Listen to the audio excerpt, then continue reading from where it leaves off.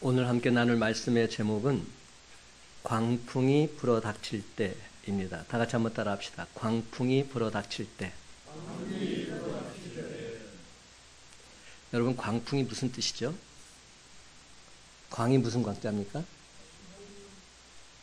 여러 가지 말이 나오네요. 미칠 광자입니다. 광풍, 미친 바람. 광풍이 한마디로 미쳤다는 겁니다. 사도행전 27장에 보면 유라굴로 광풍이라고 나와요.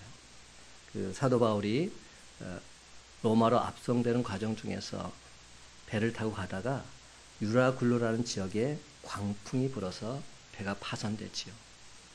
구사일생으로 사람들은 다 건짐을 받고 하나님의 놀라운 은혜를 체험하는 현장을 목도하게 됩니다.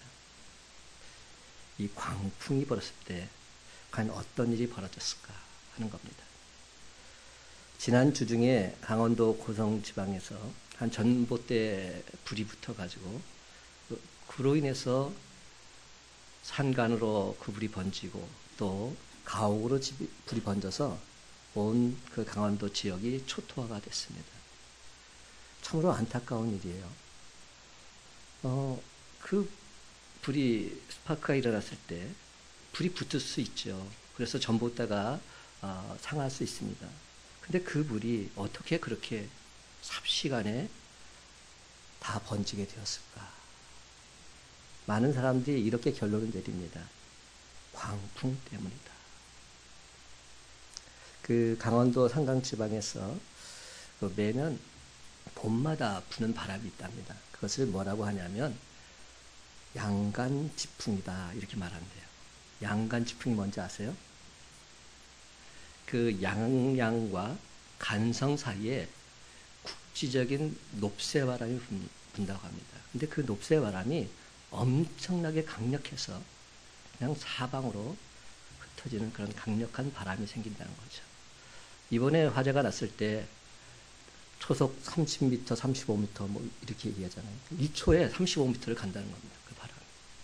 엄청나게 강력하게 바람이 번지는 거죠. 그러니까 작은 불꽃이 번졌는데 그것이 그냥 순식간에 사방을 뒤엎어버린 것이죠. 그로 인해서 초기 진화에 엄청난 어려움을 겪게 되었고 급기야는 국가 재난 사태까지 선포되게 되었습니다.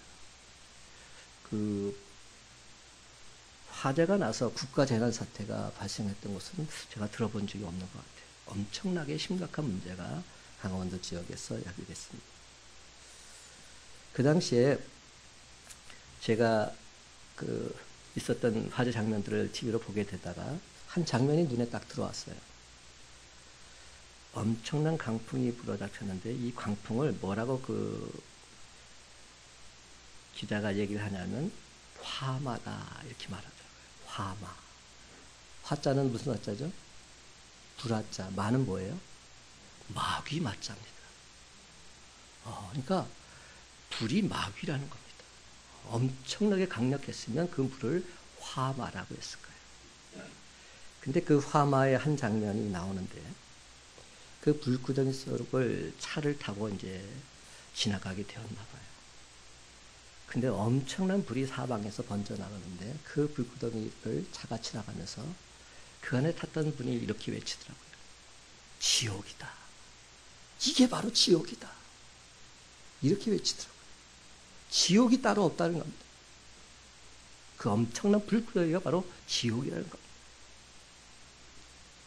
근데 오늘 말씀에 보면 예수님과 제자들이 함께 배를 탔어요. 근데 그 배에도 그러한 커다란 위기가 닥쳐오게 된 겁니다. 바로 그때 갈릴리 바다에 때마침 광풍이 불어닥친 겁니다. 그런데 오늘 본문과 동일한 본문인 마가복음 4장 35절을 보게 되면 갈릴리 바다 맞은편으로 가라고 명령하신 분은 누구냐? 예수님이셨어요. 예수님이 갈릴리 바다로 건너가자 이렇게 말씀하신 겁니다. 그러니까 제자들은 예수님 말씀에 순종한 죄밖에 없어요. 예수님 말씀에 순종했는데 무슨 일이 벌어졌습니까? 광풍을 만난 겁니다. 이해가 되세요? 예수님 말씀에 순종해서 지금 갈릴리 바다를 건너면 순풍이 와야지. 그래서 넉넉히 배를 타고 건너가야죠. 그런데 예수님 명령에 순종했음에도 광풍을 만나고 있습니다. 이 말의 의미가 뭘까요? 우리가 예수님 지시에 따라 순종해서 가는 길이라 할지라도 그곳에서 광풍이라는 엄청난 시련 만날 수 있다는 겁니다. 우리가 예수 믿고 신앙생활 열심히 잘한다 할지라도 우리의 삶 속에서 광풍이 만날 수 있다. 이 사실을 우리가 잊어서는 안 됩니다. 예수님과 동행한 제자들 가운데는 갈릴리 바다에서 잔뼈가 굵은 노련한 어부들도 여러 있었지만 그들의 경험, 그들의 능력, 광풍 앞에서는 무기력했습니다. 오늘 본문 24절에서 광풍을 큰 놀이다 이렇게 표현하고 있습니다. 큰 놀이란 말은 큰 흔들림이 있었다는 거죠. 큰 동요가 있었다는 겁니다. 신약 성경에서는 이런 노래 대표적인 표현을 지진이 일어났다, 천지개벽했다 이렇게 표현합니다. 그렇습니다. 바다 한가운데 큰 동요가 일어나게 된 겁니다. 큰 놀과 함께 배가 심하게 흔들리게 된 것이죠. 요동치는 바다, 흔들리는 배, 그리고 거기서 두려워하는 제자들의 모습, 상징하는 바가 크다 할 수 있습니다. 인생은 마치 항해와도 같습니다. 이 세상은 광풍이 출렁이는 바다요. 우리가 이 바다를 반드시 건너가야만 합니다. 그렇습니다. 인생 항로가 그런데 순탄하지만은 않은 것 같습니다. 놀이 있고 파도가 있는 겁니다. 순풍에 돛한 듯이 즐겁게 가는 인생 거의 없는 겁니다. 한 사람도 예외 없이 광풍 속을 지나가게 되어 있습니다. 그렇다면 여러분, 광풍을 만났을 때 사람들의 모습은 과연 어떠할까요? 하나님을 모르는 사람들에게 세상 풍파는 불행 그 자체입니다. 두려움과 공포에 빠집니다. 낙심합니다. 좌절합니다. 원망하고 불평합니다. 그러나 하나님의 자녀들은 다릅니다. 야고보 사도는 이렇게 말합니다. 야고보서 1장 2절 말씀, 내 형제들아 너희가 여러 가지 시험을 만나거든, 그 다음 말이 참 중요합니다. 온전히 기쁘게 여기라. 저는 이 말씀을 보면서 다시 한번 깨달음을 받게 됐어요. 사랑하는 형제들에게 야고보 선생이 전합니다. 너희가 여러 가지 시험을 만나거든 온전히 기쁘게 여기라. 그렇다면 왜 인생의 풍파를 불행으로 여기지 말고 온전히 기쁘게 여기라 이렇게 말씀했을까요? 그것은 바로 여러 가지 시험 속에서 하나님 그분을 만나게 되기 때문입니다. 그렇습니다. 인생의 모든 풍파를 만나게 되었을 때 우리는 비로소 하나님의 행하심을 똑똑히 목도하는 영적인 눈을 밝히 뜨게 될 줄로 믿습니다. 욥은 중년에 엄청난 시련을 겪었지요. 수천 마리 가축이 죽었습니다. 10명의 자식이 한날에 죽었습니다. 말도 안 되는 일이 벌어진 겁니다. 살이 썩는 고약한 병에 걸렸습니다. 어느 것 하나 감당하기 힘든 것 없습니다. 다 힘들고 어려운 일들로 가득했습니다. 그런데 이런 시련 속에서 욥이 얻은 최대의 소득이 무엇인지 아십니까? 그것은 바로 하나님 그분을 깊이 알게 되었다는 겁니다. 하나님 그분을 온전히 만나게 되었다는 겁니다. 욥기 42장 5절은 말합니다. 내가 죽게 되어 귀로 듣기만 하였사오나 이제는 눈으로 주를 배움나이다. 분명히 주님을 목도하게 되었다는 사실. 이것이 가장 귀한 은혜요 축복이 아니고 무엇입니까? 환난 중에, 고통 중에, 풍파 중에 주님을 만나게 되었다면 이것이야말로 가장 귀한 은혜가 아니고 무엇입니까? 여러분, 우리는 흔히 평안하다고 말할 때 여러분 평안을 어떻게 생각하세요? 평안을 많은 사람들이 이렇게 생각해요. 문제가 없는 상태다 이렇게 표현해요. 그러니까 우리 집안이 평안하다 그러면 우리 집안에 문제가 없다 이렇게 말들 합니다. 근데 여러분, 기독교에서 말하는 평안은 그렇지 않습니다. 기독교에서 말하는 평안은 내게 문제가 없는 것이 아니라 내 문제 가운데 주님이 나와 함께 하십니다. 이 믿음이 있을 때 그것이 진정 참된 평안인 줄 믿으시기 바랍니다.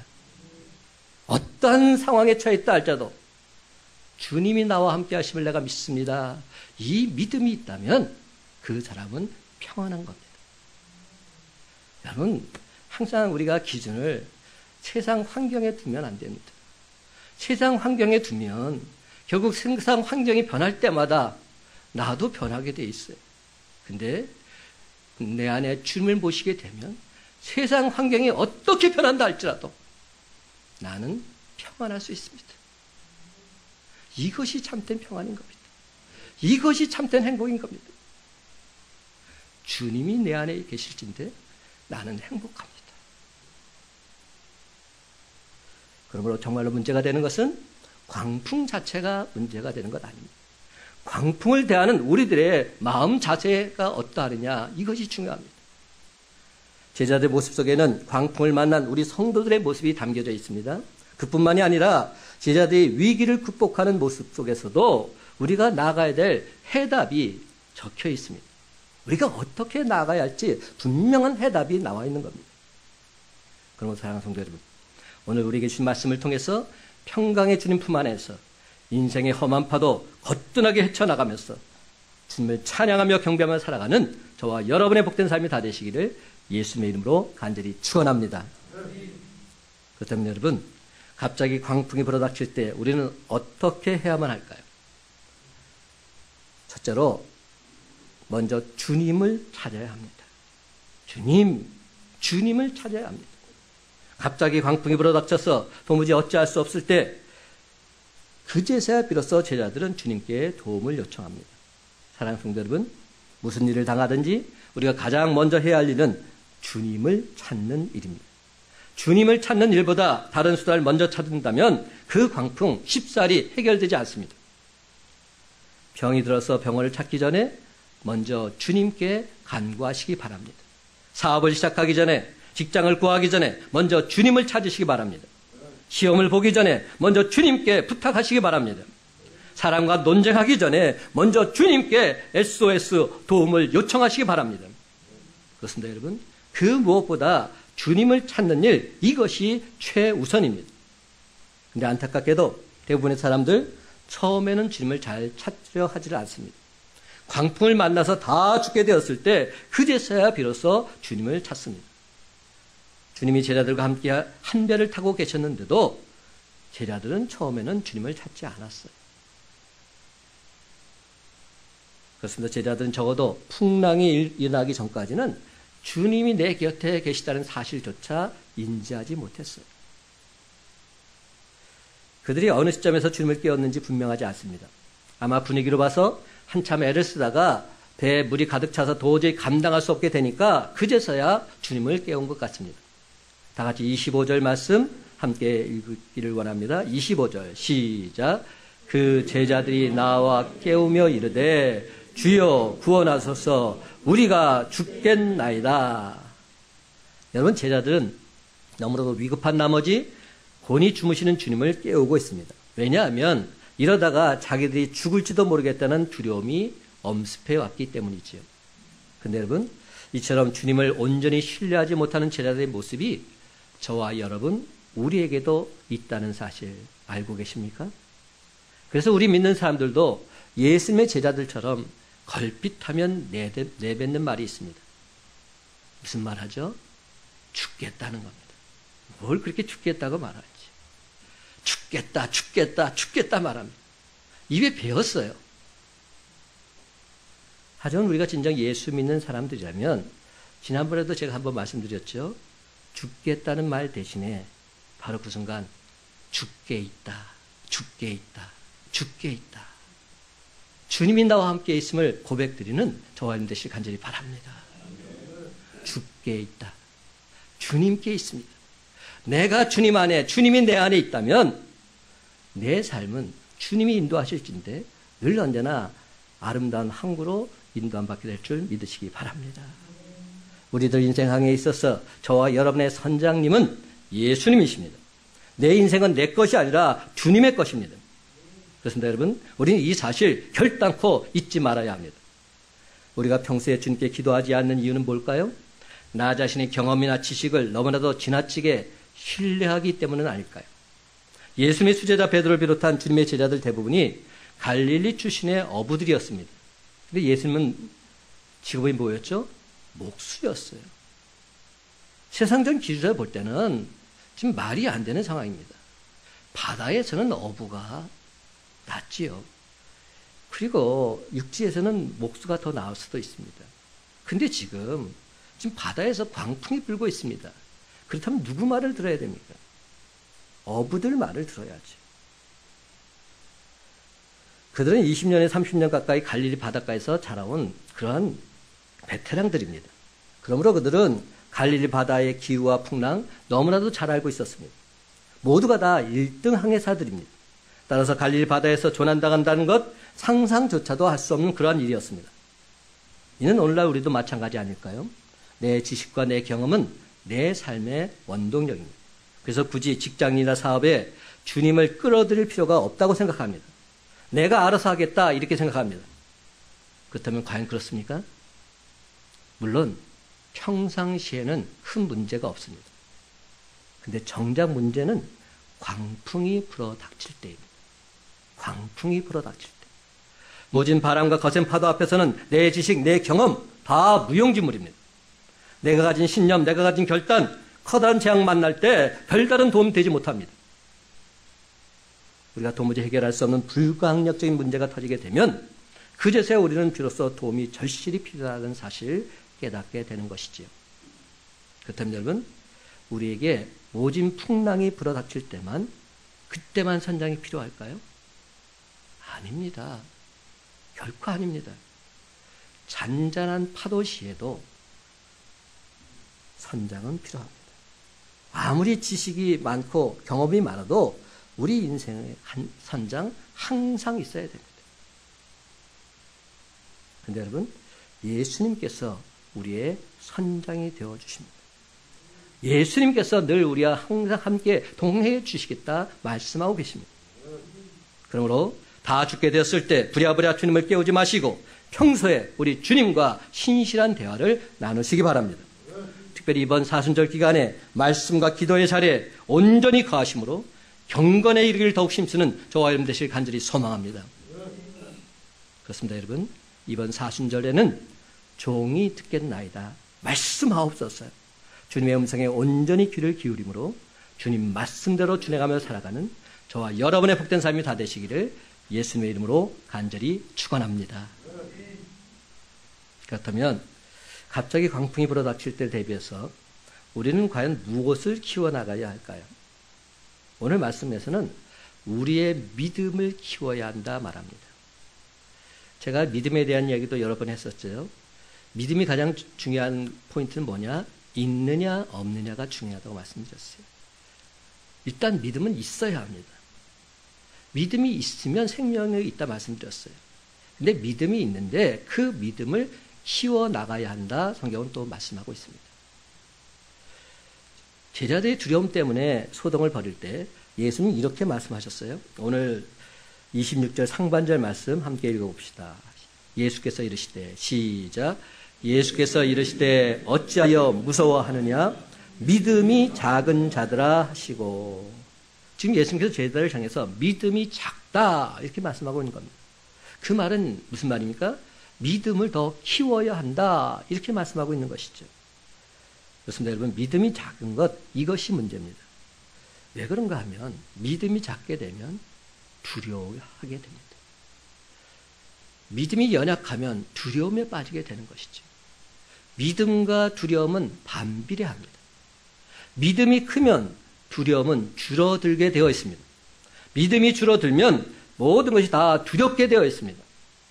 그래서 예수님은 평안하게 주무시는데 지금 제자들은 두려워서 벌벌 떨고 있는 겁니다. 사랑하는 성도 여러분, 이것이 바로 믿음의 차이입니다. 베드로 사도는 믿음이 작을 때는 어린 하냐 앞에서도 주님을 모른다 3번씩이나 부인했습니다.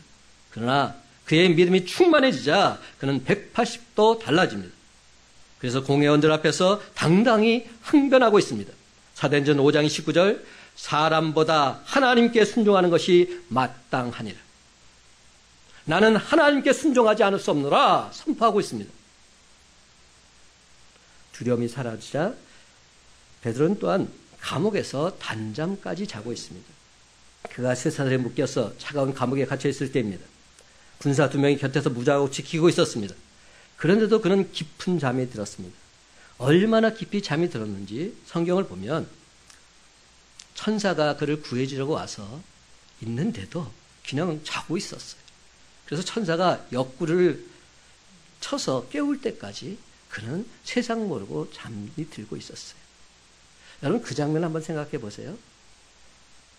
환경은 어떤 상황입니까? 가장 최악의 상황입니다. 편안한 집에서 자고 있는 거 아니에요. 감옥에서. 그것도 양손과 양발에 다 착과 쇠고랑이 차인 채로 그리고 자고 있는 겁니다. 이게 잠이 올 상황입니까? 절대로 그런 상황 아니지요. 환경이 중요하지 않다는 겁니다. 누구와 함께 있느냐, 그게 중요합니다. 베드로의 마음속에 주님의 평강이 많으니까 그는 그 상황 속에서 평안히 잠을 잘 수 있었던 것이죠. 엘리야 선지자도 믿음이 클 때는 아합이나 이세벨을 전혀 두려워하지 않았습니다. 아합왕, 이세벨 왕비 전혀 무서움의 대상이 아니었습니다. 850명의 우상 선지자들, 바알과 아세라 선지자들, 그들과 850대로 일로 대결해서 승리했던 사람이 바로 엘리야 선지자입니다. 근데 그의 믿음이 약해졌을 때는 어땠는지 아십니까? 왕비 이세벨이 죽이겠다, 내가 엘리야 가만두나 보자, 이 한마디 했는데 그는 무서워서 벌벌 떱니다. 그리고 도망갑니다. 그리고 하나님 앞에서 차라리 이렇게 도망다니는 도망자 신세가 되느니 차라리 날 죽여주십시오, 이렇게 하소연합니다. 여러분 이 모습 상상이 가세요? 어떻게 엘리야 선지자가 이렇게 되었을까? 이렇게 될 수 있다는 겁니다. 저와 여러분도 이렇게 될 수 있다는 겁니다. 강한 능력의 사도임에도 불구하고 그 믿음이 연약해지면 급전직하할 수 있다는 겁니다. 이스라엘 백성들은 어땠습니까? 이스라엘 백성들이 애굽에서 출애굽해서 처음 맞닥뜨려진 곳이 어디죠? 홍해바다 아닙니까? 근데 믿음을 가지고 나아갈 때 성경에 보면 홍해를 육지같이 건넜다 이렇게 표현합니다. 그러나 믿음이 약해졌을 때 그들은 원망합니다. 누구를 원망하지요? 모세를 원망하고 하나님을 향해 원망합니다. 차라리 애굽에 있으면 더 좋을 뻔했다, 딴소리를 하고 있습니다. 그렇습니다. 세상만 바라보면 믿음은 작아지게 되어 있습니다. 반대로 믿음이 작아지면 세상 일은 너무나도 크게 보일 수밖에 없는 것이죠. 제자들의 눈에 광풍은 크게 보이고 제자들은 너무나 작게 보였습니다. 여러분 그 걸리버 여행기라는 이야기 아시죠? 제가 그걸 참 좋아하는 이유가 있어요. 요즘 그 만화나 여러 가지 그 영화들 보게 되면 정말로 그 주인공이 커졌다 작아졌다 막 이런 그 영화나 만화가 참 많아요. 그러니까 초인간이 되는 거죠. 슈퍼맨이 되는 겁니다. 근데 걸리버 여행기는 그런 내용이 아니에요. 걸리버가 몸이 커졌다 작아졌다 하지 않습니다. 걸리버의 몸은 항상 똑같았어요. 그런데 어디에 가느냐에 따라 달라졌어요. 어떤 나라에 가면 그는 거인 대접을 받습니다. 반면에 어떤 나라에 가면 그는 소인 대접을 받게 됩니다. 세상과 우리의 관계가 그러하다는 겁니다. 우리의 믿음이 커졌을 때는 우리는 세상 풍파 넉넉히 이길 수 있습니다. 거인이 됩니다. 반면에 우리 믿음이 연약해졌을 때는 우리는 세상 풍파에 묻히는 소인이 되고 마는 것이죠. 그렇다면 여러분 어떻게 해야 이 우리의 믿음을 크게 할 수 있을까요? 유일하고 첫째 되는 방법은 우리의 눈을 들어서 주님을 바라보는 겁니다. 우리의 시야를 180도 주님께로 고정하는 겁니다. 그렇습니다, 여러분. 이제 더 이상 세상을 바라보지 마시고 오직 주님만 바라보시기 바랍니다. 주님을 바라보게 되면 인생이 제대로 보입니다. 그렇습니다. 우리 인생이 얼마나 크고 소중합니까? 세상 문제에 가로막혀서 중단될 만큼 값없는 인생 아닙니다. 하나님 저와 여러분을 모든 피조물의 지배자로 창조하셨습니다. 우리는 크고 가치 있는 인생들입니다. 주님을 바라보면 내가 크게 생각하던 세상 일, 그다지 큰 일이 아님을 알게 됩니다. 주님을 바라보면 내가 그렇게 심각하게 고민하던 문제, 그렇게 심각한 문제가 아님을 깨닫게 됩니다. 사랑하는 성도 여러분, 능력의 주님께서 저와 여러분 곁에 와 계십니다. 그냥 계신 것이 아니라 우리를 도와주시기 위해서 만반의 준비를 하고 계십니다. 그러므로 여러분 결코 두려워하지 마시고 담대히 그 주님을 바라보시기 바랍니다. 이사야 41장 10절은 말합니다. 두려워하지 말라, 내가 너와 함께함이라. 놀라지 말라, 나는 내 하나님이 되이다. 내가 너를 굳세게 하리라. 참으로 너를 도와주리라. 참으로 나의 의로운 오른손으로 너를 붙들리라.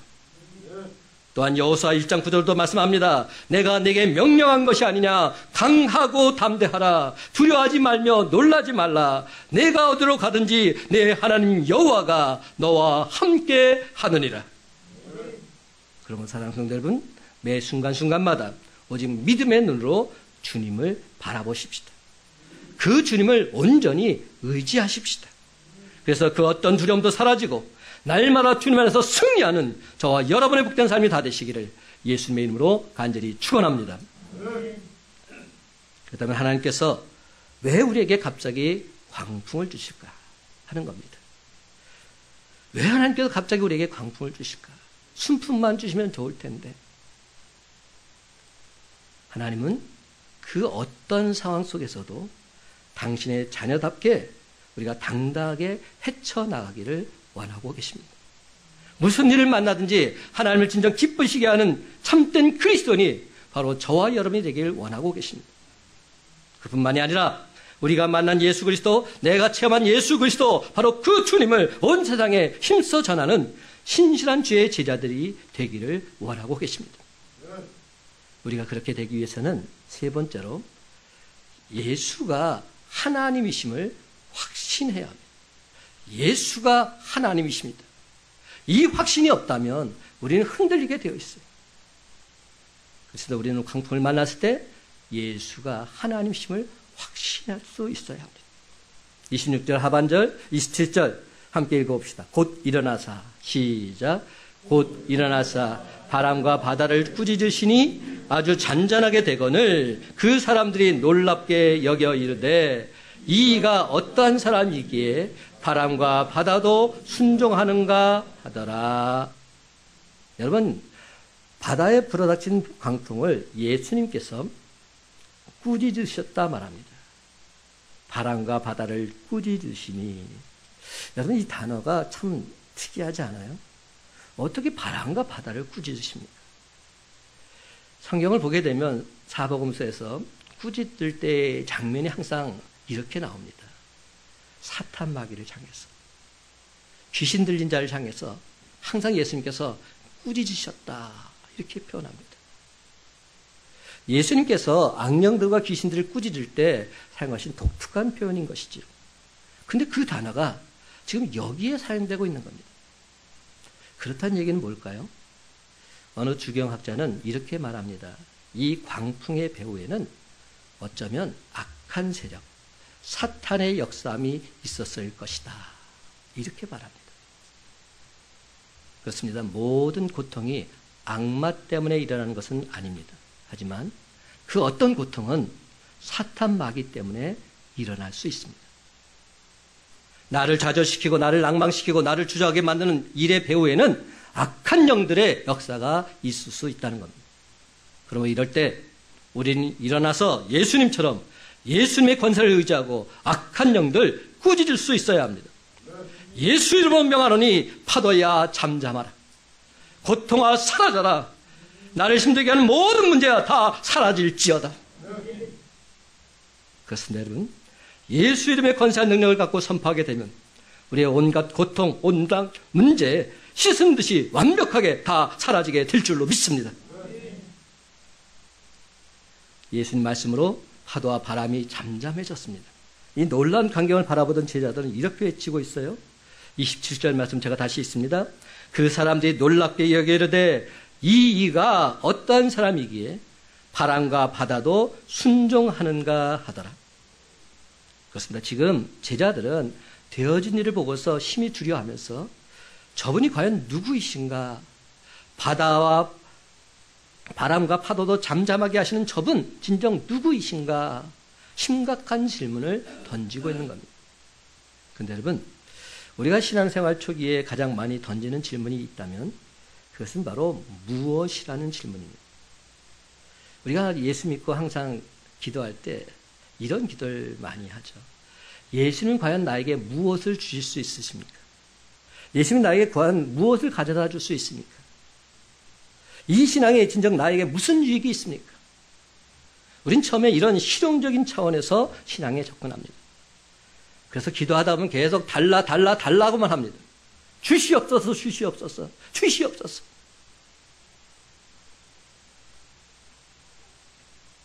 그러나 우리가 제대로 된 참된 그리스도인이 되려면 이제는 우리의 질문이 바뀌어야 합니다. 무엇에서 누구로? 무엇이란 질문에서 누구란 질문으로 우리의 질문이 바뀌어야 한다는 것이죠. 다시 말해서 바람과 파도도 복종하는 저분 과연 누구이십니까?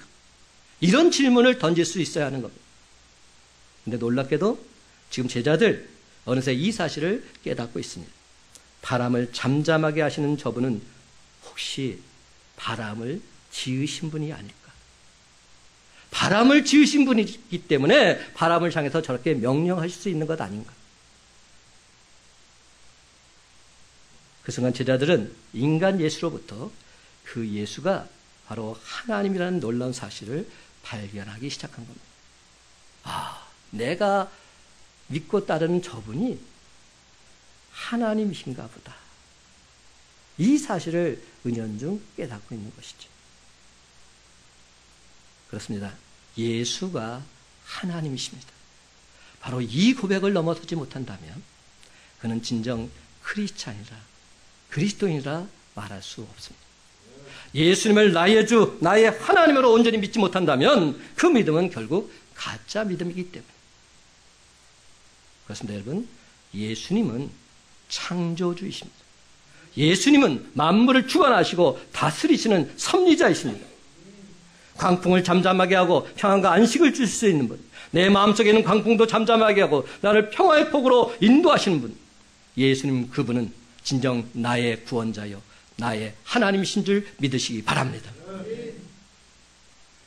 여기 27절에 보면 그 사람들이 놀랍게 여겨 이르되 이런 표현이 있어요. 이 말은 그들이 하나님께 대한 경외감으로 가득 찼다는 뜻입니다. 그들은 예수님 안에서 하나님 그분을 발견했다는 겁니다. 파도와 바람을 잠잠하게 하시는 분, 지금 나와 함께하고 계신 그 예수님이 바로 하나님이심을 선포하고 있는 것입니다. 임마누엘 하나님, 나와 함께하고 계신 하나님, 이거면 다 끝난 것 아니겠습니까? 여러분, 행복이 과연 무엇입니까? 그것은 광풍이 없는 것이 아닙니다. 주님이 나와 함께 하십니다. 바로 이 사실을 깨달을 때 참된 행복 맛보게 될 줄로 믿습니다. 다시 말씀드립니다. 저는 요즘 계속해서 이 행복에 대한 메시지를 전하고 있어요. 여러분들 자세히 보시면 제가 몇 주째 계속 행복을 말씀하고 있는 것을 알게 될 것입니다. 행복이 과연 무엇일까? 행복은 환경에 있지 않다는 겁니다. 어제 오전에 제가 운동을 하고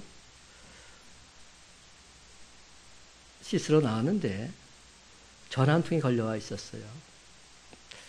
김태경 집사님으로부터 전화가 온 겁니다. 지금 이 자리에 항상 앉으시던 집사님, 그리고 아내분과 함께 오시고 했죠. 근데 목사님, 제가 지금 병원에 입원했어요. 어떻게 된 겁니까? 그랬더니 교통사고를 당했대요. 차를 몰고 부부가 나무는데 갑자기 이마트에서 차가 확 덮쳐가지고 그냥 문짝이 다 날아나고 그냥 차는 완전히 구겨졌대요. 그런데 하나님의 은혜 가운데 두 부부는 그래도 안전하게 지킴을 받았다고, 하나님 감사하다고, 목사님 감사하다고. 그리고 본인이 지금 전화한 것은 목사님이 항상 예배 시간마다 이렇게 바라보실 텐데 왜 안 나왔을까 걱정하실까 봐 미리 전화 드린다고. 여러분, 행복이 뭔지 아세요? 주님과 함께하는 것, 이게 행복입니다. 어떤 환경에 처한다 할지라도 주님이 나와 함께 하시면 그곳이 바로 행복인 것이죠. 다시 말씀드립니다. 우리가 신앙을 가졌다고 해서 힘든 것, 없어지는 것 아닙니다. 그러나 주님이 나와 함께 하신다는 이 확신만 가질 수 있다면 우리는 언제나 즐거울 수 있습니다. 우리는 항상 기쁠 수 있습니다. 세상이 줄 수 없는 참 행복 누리며 살아갈 수 있습니다.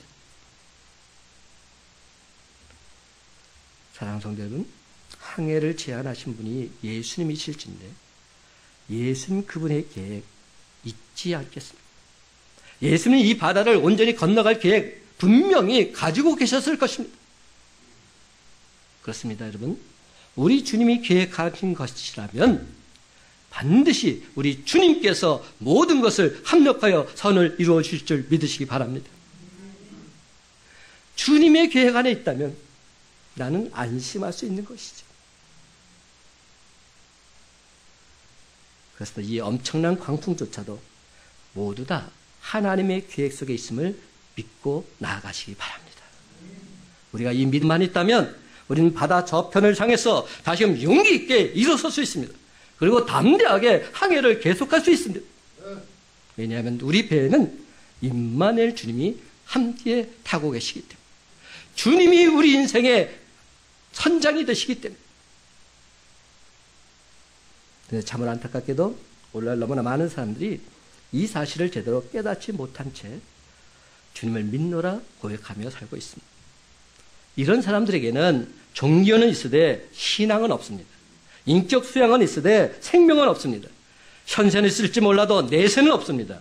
물질 축복은 있을지 몰라도 영적 풍요로움은 있을 수 없습니다. 이처럼 예수 그리스도가 과연 누구인지 알고 믿는 사람과 모르고 믿는 사람은 천지 차이인 것이죠. 예수님은 내 생명의 구주이십니다. 나를 지옥에서 천국으로 인도하신 분이십니다. 내 인생의 목자가 되십니다. 나를 모든 환난에서 구원해 주신 분이십니다. 내 평생에 참된 평안을 주시고 생수의 강이 흘러넘치도록 부어주시는 그런 분이 내가 믿는 예수 그리스도 주님이신 줄 믿으시기 바랍니다. 여러분, 우리들 인생 항로에는 커다란 광풍이 반드시 불어 닥치게 되어 있습니다. 그런데 그 광풍은 세상 사람들에게는 불행이 있지만 우리 믿는 자들에게는 오히려 주님을 만나게 될 절호의 기회인 줄 믿으시기 바랍니다. 왜냐하면 그 광풍 속에서 우리는 주님을 온전히 만나서 주님이 주시는 참된 평안, 참된 안식 누릴 수 있기 때문이지요. 그렇습니다. 평강의 주님이 우리와 함께 타셨는데 그 어떤 광풍이 불어 닥친다 할지라도 무슨 문제가 된단 말입니까? 세상 만물을 주관하시고 섭리하신 주님이 내 배에 함께 타셨는데, 주님이 내 배의 선장이신데 무슨 염려가 있단 말입니까? 사랑하는 성도 여러분, 오늘 예수님은 저와 여러분이 과연 어떤 분이십니까? 도덕 선생이십니까? 모범을 보이신 철학자이십니까? 다소간의 위로를 주는 그런 교주이십니까? 여러분, 이런 것 가지고는 아무런 소용이 없습니다. 요한복음 20장 28절 도마는 이렇게 고백합니다. 도마가 대답하여 이르되 나의 주님이시요 나의 하나님이시니이다. 그렇습니다. 예수님은 나의 주님, 나의 하나님이십니다. 바람도 순종하는 예수님, 어떤 병이든 치료하시는 예수님, 사탄 마귀를 쫓아내시는 예수님, 하늘과 땅의 모든 권세를 한 손에 지니시는 예수님, 죽은 자까지도 살리시는 예수님, 벳세다 들녘의 5,000명뿐만 아니라 전 인류를 먹여 살리시는 예수님, 창세 이후의 모든 인류를 지옥의 형벌에서 구원해 주신 예수님, 저와 여러분이 믿는 예수님, 그분 곧 하나님의 아들이시요 우리를 축복하시고 당신의 자녀로 부르신 나의 주, 나의 하나님이신 줄로 믿으시기 바랍니다. 이제 말씀을 맺습니다. 사랑하는 성도 여러분, 우리가 믿는 예수님은 임마누엘 주님, 우리와 함께 하시는 하나님이십니다. 사람뿐만 아니라 자연 만물이 복종하는 엘샤다이의 하나님, 전능하신 주님이십니다. 그러므로 여러분, 인생을 항해하던 중에 갑자기 불어닥친 광풍 속에서도 주님이 나와 함께 하실진대 나는 주님을 믿노라. 그 주님의 인도하심을 믿고 따라갈 때 다시금 소원의 항구로 힘차게 노져가는 저와 여러분의 복된 삶이 다 되시기를 예수님의 이름으로 간절히 축원합니다.